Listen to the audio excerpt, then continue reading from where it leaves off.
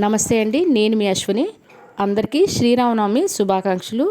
శ్రీరామనవమి రోజు ఇంట్లో సింపుల్గా చేసుకునే స్వామివారి నైవేద్యాలు ఇప్పుడు చూద్దాము. ముందుగా మొదటగా చలిముడి తయారు చేసుకుందాము. దీని గురించి ఒక మిక్సీ జార్ తీసుకుంటున్నాను. నేను బియ్యం పిండి పొడి పిండే తీసుకుంటున్నానండి, లేదంటే నానబెట్టేసి ఒక గంట ముందు చేసుకోవచ్చు కూడా. దీనికి నేను హాఫ్ బౌల్ కూడా కాదండి, అంటే ఫుల్ బౌలు బియ్యం పిండికి పావు వంతు బెల్లం యాడ్ చేసుకున్నాను. 2 యాలకులు యాడ్ చేసుకొని మిక్సీ వేసుకుందాము. చూసారా, బెల్లం అయితే మొత్తం అంతా కలిసిపోయింది పిండి అందటికి. దీనికి 1 టేబుల్ స్పూన్ నెయ్యి యాడ్ చేసుకుంటున్నాను. సో ఇప్పుడు చూసారా, మీకు ముద్దగా అయ్యింది.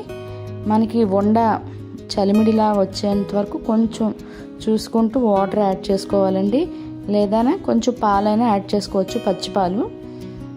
నేనైతే వాటర్ యాడ్ చేసుకుంటున్నాను అనమాట. ఇప్పుడు ఈ పిండి అంతటికి ఒక గిన్నెలోకి తీసేసుకుంటున్నాను. చలిమిడి ముద్దను తయారు చేసుకోవడానికి చూసుకుంటూ యాడ్ చేసుకుంటే సరిపోతుంది. వాటర్ ఎక్కువ అవసరం లేదు. ఇలా మొత్తం మనం చలిమిడి కలిపేసి పెట్టేసుకోవడమేనండి.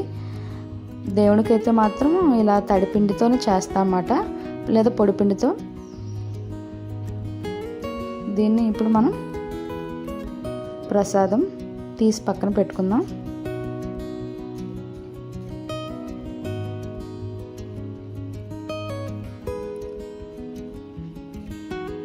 సో చలిమిడి అనేది రెడీ అయిపోయిందండి. ఇప్పుడు మనకి రెండవ ప్రసాదంగా పానకం తయారు చేసుకుందాము.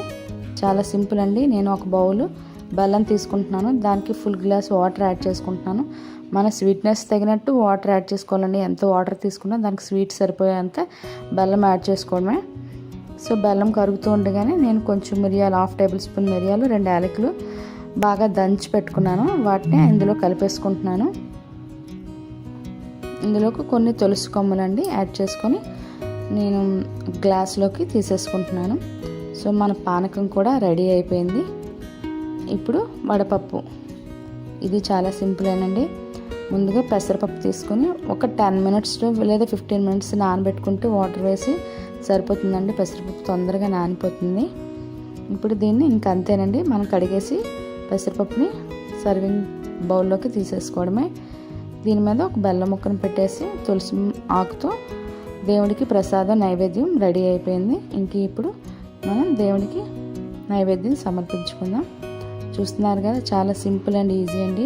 శ్రీరామనవమి టైంలో ఎండలు ఎక్కువగా ఉంటాయి, అందుకే ఈ 3 కూడా చాలా చలవ చేస్తాయన్నమాట. మనకి ప్రసాదంలో ఉండే అంతరార్థం కూడా అది.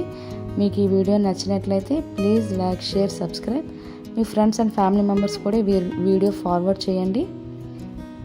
కింద బెల్ బటన్ టచ్ చేసినట్లయితే ప్రతి నా వీడియో మీకు నోటిఫికేషన్ కింద వస్తుంది. అశ్విని థాట్స్ ఛానల్ మాత్రం సబ్స్క్రైబ్ చేయడం మర్చిపోకండి. Thank you for watching.